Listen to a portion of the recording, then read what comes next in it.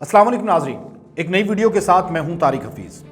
नाज़रीन, क्या ज़माना आ गया है, किस किस्म के लोग हैं कि जो इमरान खान को ललकारते थे वो आज आपस में दस्तो गिरेबान हो चुके हैं। वो लोग जो माजी में इकट्ठे थे, वो लोग जिन्होंने मिलकर पीडीएम की बुनियाद रखी, वो लोग जो एक टेबल पर इकट्ठे हुए हुकूमत गिराने के लिए, वो लोग जो इस्तीफ़ा लेने के लिए वज़ीर आज़म का इकट्ठे हुए, एक टेबल पर खाना खाया, गुफ्तो शनीद की, कुछ मामलात तय किए और उसके बाद चल दिए लॉन्ग मार्च की जानिब, चल दिए एहतजाज की जानिब। बहुत से जलसे जुलूस किए गए और हर जलसे और जुलूस में एक उम्मीद दिलाई गई। वो उम्मीद थी अवाम के लिए कि ये वज़ीर आज़म जाएगा, ये हुकूमत जाएगी। अब इसमें दो बयानिए बिल्कुल पैरेलल चल रहे थे और ये शुरू से हम कहते हैं कि ये दो बयानिए थे और ये इकट्ठे कैसे हो गए। हम बड़े हैरान थे और आप लोग भी बड़े हैरान थे कि ठीक है, मौलाना फजलुर रहमान और मुस्लिम लीग नून को जो तहफ़्फ़ुज़ात हैं वो तो हैं, लेकिन आसिफ अली ज़रदारी कैसे इकट्ठे हो गए? तो चूंकि आसिफ अली ज़रदारी ने सेनेट इलेक्शन तक उनके साथ रहना था और आसिफ अली ज़रदारी को खूब मालूम था कि उसने कब अलग होना है और कब पीडीएम को बखेर देना है। और आसिफ ज़रदारी ग्रेट गेम कर गए, बहुत बड़ी गेम कर गए, जिसको ना तो मरियम नवाज समझ पाई और ना ही मौलाना फजलुर रहमान समझ पाए, क्योंकि सियासत का बादशाह कहा जाता है ज़रदारी को और आसिफ अली ज़रदारी ने वही किया। अब हुआ क्या? अब लेटेस्ट खबर है वो ये कि मौलाना फजलुर रहमान ने नवाज शरीफ की हिदायत पर, जी हाँ दोबारा सुनिए, मौलाना फजलुर रहमान ने नवाज शरीफ की हिदायत पर शो कॉज जारी किया आसिफ अली ज़रदारी को। और उस शो कॉज में उन्होंने बीएपी से वोट लेने पर वजाहत मांगी गई है, यानी बाप से वोट लेने पर वजाहत मांगी गई है। बलूचिस्तान अवामी पार्टी से वोट क्यों लिए, इस पर वजाहत दें। और इसमें दोनों जमातों को 7 रोज़ में वजूहात बयान करने की हिदायत की है। एक तो पीपल्स पार्टी और दूसरा एएनपी को शो कॉज दिया गया है। आसिफ अली ज़रदारी को भी शो कॉज दिया गया है, यानी आसिफ अली ज़रदारी या पीपल्स पार्टी को शो कॉज भिजवा दिया गया है। और भिजवा कौन रहा है? मौलाना फजलुर रहमान। मौलाना फजलुर रहमान चूँकि जो ये मूवमेंट है डेमोक्रेटिक मूवमेंट पीडीएम, इसके सरबराह हैं, इसलिए जाहिर है कि उनके दस्तखत के साथ ही शो कॉज जो है वो जाना था। शो कॉज चला गया और नोटिस में मजीद कहा गया है कि पीपल्स पार्टी और एनपी के इकदाम से अपोजिशन इत्तेहाद और तहरीक को नुकसान पहुंचा, यानी जो अपोजिशन इत्तेहाद था उसको नुकसान पहुंचा। इमरान खान बड़े रिलैक्स थे कि ये अपोजिशन मेरा कुछ नहीं बिगाड़ सकती, उन्होंने भरपूर अपोजिशन की। इमरान खान अकेले थे और उन्होंने 126 दिन का धरना इस्लामाबाद में दे दिया, ताहिरुल कादरी ने अलग दिया, लेकिन उनके कारकुनान वहाँ पर जमा रहे। और ये जो अपोजिशन थी ये 11 जमातों का अलायंस था और इन 11 जमातों के अलायंस का एक टारगेट था कि वज़ीर आज़म घर जाए, वज़ीर आज़म चला जाए, हुकूमत चला जाए। बेशक यहाँ पर अवामी पार्टी, अवामी हुकूमत आए, बेशक यहाँ पर मार्शल लॉ लगे, बेशक यहाँ पर कोई भी हुकूमत आ जाए, यहाँ पर जो है वो इस वक्त तरीक़ा इंसाफ ना रहे। ये इनका मोटिव था, ये इनका मकसद था और इसके लिए कहा गया कि 31 जनवरी को जो है वो इस्तीफ़ा आ जाएगा टेबल पर, इस्तीफ़ा दे देंगे वज़ीर आज़म इमरान खान। लेकिन ऐसा नहीं हुआ। उसके बाद अब देखें कि आपस में दस्तो गिरेबान हो चुके हैं। पहले इजलास में भी दस्तो गिरेबान हुए और उसके बाद अब जो उन्होंने नोटिस दिया गया एएनपी को और पीपल्स पार्टी को, उसमें साफ वजह जो है वो पूछी गई है कि आखिर आपने जो बाप है यानी बलूचिस्तान अवामी पार्टी है उससे वोट क्यों मांगा, ये वजाहत दे दें। और एएनपी को और पीपल्स पार्टी को शो कॉज जारी कर दी गए। अब उसके बाद पीडीएम के सेक्रेटरी जनरल शाहिद खान अब्बासी ने show cause notice chairman peoples party Bilawal Bhutto और सदर एएनपी असफंदयार वली को भिजवाए। अच्छा, उसके बाद एक बड़ी अहम डेवलपमेंट हुई कि ज़ाहिर है इधर से शोकॉज गया तो आगे से एक रद्दमल आया। चौधरी मंजूर हुसैन ने एक वाज़ेह रद्दमल दिया, पीपल्स पार्टी के सीनियर रहनुमा हैं, वो कहते हैं कि पंजाब हुकूमत क्यों नहीं गिराई गई, उसके बाद पंजाब में लॉन्ग मार्च की तैयारी क्यों नहीं की गई, और सेनेट में नून लीग ने पीटीआई के साथ मुकमुका किसके कहने पर किया, किसके कहने पर किया, ये तमाम तर वजूहात जो है वो जानना चाहते हैं। यानी इसके बाद उन्होंने फौरी तौर पर यह बात की। अच्छा, ये जो इकट्ठ में दरार वाज़े हो गई है और पीडीएम का पीपल्स पार्टी और एनपी को शोकॉज दे दिया गया है, ये दोनों जमातों को 7 रोज़ में वजूहात बयान करने की बात की गई है, ये ऐसे नहीं हुई। जब इन्होंने देख लिया कि वज़ीर आज़म इमरान खान या पाकिस्तान तहरीक इंसाफ की हुकूमत नहीं जा रही, जब इन्होंने देख लिया कि उनकी दाल नहीं गल रही, जब इन्होंने देख लिया कि इनसे कुछ नहीं होगा, तो उसके बाद ये आपस में दस्तो गिरेबान हो गए। जब ये बात हुई कि वज़ीर आज़म, साबिक़ वज़ीर आज़म नवाज शरीफ को यहाँ पे आना चाहिए, लीड करना चाहिए इस मार्च को, उसके बाद ही कारकुनान निकलेंगे, स्ट्रीट पावर उसके बाद ही निकलेगी, तो उस बात पे खफा हो गई मरियम नवाज भी कि आसिफ ज़रदारी ने मेरे वालिद ग्रामी को ये क्यों कहा, वो तो बीमार हैं, वो बीमार सिर्फ हैं, कोरोना आ गया चला गया, फिर आ गया, वैक्सीन आ गई, लेकिन एक ऐसी दवा नहीं आई कि जिसकी ज़रूरत मियां नवाज शरीफ को है, वो अभी तक लंदन में मौजूद है। ये सारा ड्रामा क्यों किया गया? ये किया गया इलेक्शन के लिए, और इलेक्शन था सेनेट का। सेनेट के इलेक्शन में अब आप देखिए कि आसिफ ज़रदारी को सलाम पेश कीजिए आप कि उनकी सियासत कैसी है। उन्होंने पीडीएम बनी और सबसे पहले मौलाना फजलुर रहमान एक्टिव हुए, मुस्लिम लीग नून को साथ मिलाया, फिर पीपल्स पार्टी और दीगर 11 जमातों को मिला लिया।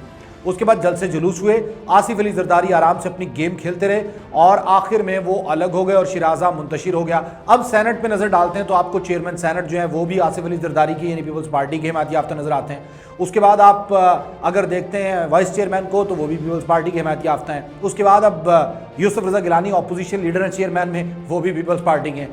تو جب سینٹ پورے کا پورا پیپلز پارٹی ہے تو پھر اس کے بعد اکثریت ویسے تو پی ٹی آئی کے پاس ہے، لیکن اس وقت اگر آپ اہم سیٹیں دیکھیں تو ساری پیپلز پارٹی کے پاس موجود ہیں۔ تو پھر آصف علی زرداری جو بیک پہ ہو گئے اور اب جو ہے وہ عجیب طرح کی سچویشن بنی ہوئی ہے، کھچڑی پکی ہوئی ہے۔ اب کوئی کہہ رہا ہے کہ مریم نواز جو ہے وہ اگلی دفعہ جیل میں ہوں گی اور اس کے بعد حمزہ شہباز اور شہباز شریف پیپلز پارٹی سے رابطے میں آئیں گے اور معاملات جو ہے وہ کافی حد تک آگے چلے جائیں گے، کیونکہ یہ آصف علی زرداری اور اس کے ساتھ ساتھ شہباز شریف اور حمزہ شہباز ان کا بیانیہ ایک ہے، وہ یہ کہ افہام و تفہیم کے ساتھ معاملات حل کیے جائیں، افہام و تفہیم کے ساتھ اس کو آگے لے کر جایا جائے۔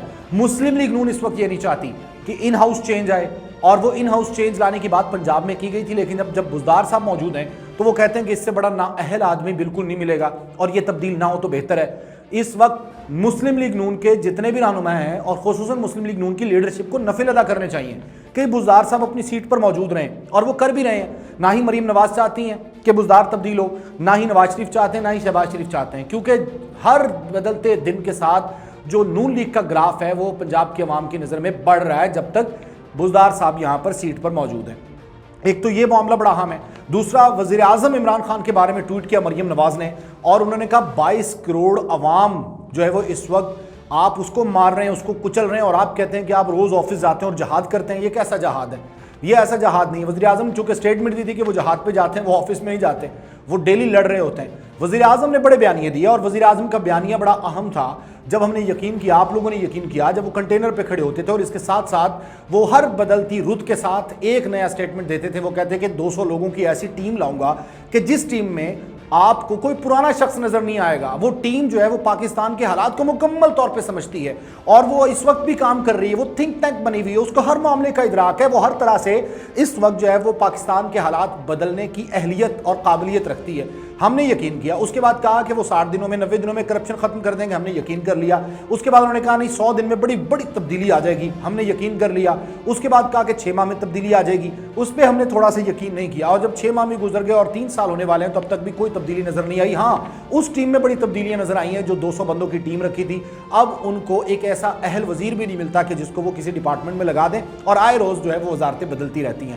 یہ وہ تمام تر دعوے اور وعدے تھے، اور اسی طرح وہ کال بھی وزیر اعظم کو کی گئی۔ وزیر اعظم کو خاتون نے کہا کہ اب اجازت دے دیں کہ گھبرا لیا جائے، کیونکہ چینی کے ریٹ جو ہے وہ آسمان پہ ہیں۔ چینی 55 روپے میں تھی 2018 میں، اور آج دیکھیے کہ 90-95 روپے جو ہے وہ چینی ہے، گو کہ حکومت نے 85 روپے ریٹ مقرر کیا ہوا ہے۔ اس کے ساتھ ساتھ آپ ڈالر کو دیکھ لیے، ڈالر اڑان بھر رہا ہے۔ 2018 میں جو ہے وہ ڈالر جو ہے وہ کسی اور ریٹ پر تھا، اور آج دیکھیے کہ کس ریٹ پر چلا گیا ہے۔ یہ کیوں ہو رہا ہے؟ اور اس کے ساتھ ساتھ جو چینی مافیا ہے، اس کے ساتھ ساتھ گندم کا مافیا ہے، آٹے کا مافیا ہے، وہ سارے وزیر اعظم کے ارد گرد موجود ہیں۔ کسی کو کوئی سزا نہیں ہوئی۔ ندیم بابر کو، جس کو آئل ریفائنریز کے ساتھ مل کے اتنا بڑا اربوں روپے کا گھپلا کرنے پہ ہٹایا گیا، اس کے خلاف کوئی ایک ایف آئی آر بھی نہیں دی گئی۔ یہ وہ انگلیاں ہیں جو اس وقت پاکستان تحریک انصاف کے خلاف اٹھتی ہیں۔ یہ وہ توقعات ہیں جو وزیر اعظم عمران خان نے خود عوام کو دلوائی تھی، اور ان کو کہا تھا کہ وہ بہت جلد جو ہے وہ جب اقتدار میں آئیں گے تو ریل پہ لوگی پیسوں کی، لوگ باہر سے نوکریاں کرنے یہاں پہ آئیں گے۔ یہ کہا تھا کہ سیاحت میں پاکستان پہلے نمبر پہ چلا جائے گا، پوری دنیا میں گرین پاسپورٹ کی عزت ہوگی، 90 دن میں کرپشن کا خاتمہ ہوگا، اور سب سے بڑا ناصور کرپشن کا ناصور ہے۔ لیکن ایسا نہیں ہوا، ہرگز نہیں ہوا۔ تو اس لیے وزیر اعظم عمران خان سے سوال تو بنتا ہے۔ سوال بننے کا مسئلہ نہیں ہے، سوال بالکل کیا جانا چاہیے، اور اس وقت عوام بھی سمجھ رہی ہے کہ وزیر اعظم جو ہے وہ کیا کر رہے ہیں، وہ کس طریقے سے کر رہے ہیں۔ پاکستان تحریک انصاف نے کس حد تک عوام کی امیدیں اور توقعات پوری کی ہیں، لیکن عوام ہرگز یہ نہیں چاہتے، نہ دوسرے لوگ چاہتے، نہ پیپلز پارٹی چاہتی ہے، اور نہ ہی مسلم لیگ نون کے اندر کچھ لوگ چاہتے ہیں، جس سے مراد میری حمزہ شہباز اور شہباز شریف کا پورا پینل ہے، ان کے حمایت یافتہ لوگ ہیں، ان کے حواری ہیں۔ وہ نہیں چاہتے کہ اس کو ڈیریل کیا جائے، جمہوریت کو، اس حکومت کو چلتا کیا جائے، اور مارشل لا ایڈمنسٹریشن کو ویلکم کیا جائے یا عوامی حکومت کو ویلکم کیا جائے۔ وہ چاہتے ہیں کہ سموتھلی جو ہے وہ یہ ٹینیور پورا کریں، اور اس کے بعد عوام جس کو چاہیں گے ووٹ دے کے جو ہے وہ سلیکٹ کریں گے، الیکٹ کریں گے، اور اس کے بعد ہم حکومت بنا لیں گے۔ یہ بیانیہ جو ہے وہ پیپلز پارٹی اور نون لیگ کے حمزہ شہباز اور شہباز شریف کا چل رہا ہے، اور امید کی جا سکتی ہے کہ اب یہی معاملہ جو ہے وہ پیپلز پارٹی آگے لے کے بڑھے گی۔ پی ڈی ایم کا شیرازہ بہرحال بکھر چکا ہے، اور اس کے بعد کسر یہ نکال دی گئی کہ مولانا فضل الرحمان نے ایک شو کاز جو ہے وہ جاری کر دیا پی ڈی ایم کے سربراہ نے کہ آپ یہ بتائیں کہ آپ نے باپ سے ووٹ کیوں مانگے۔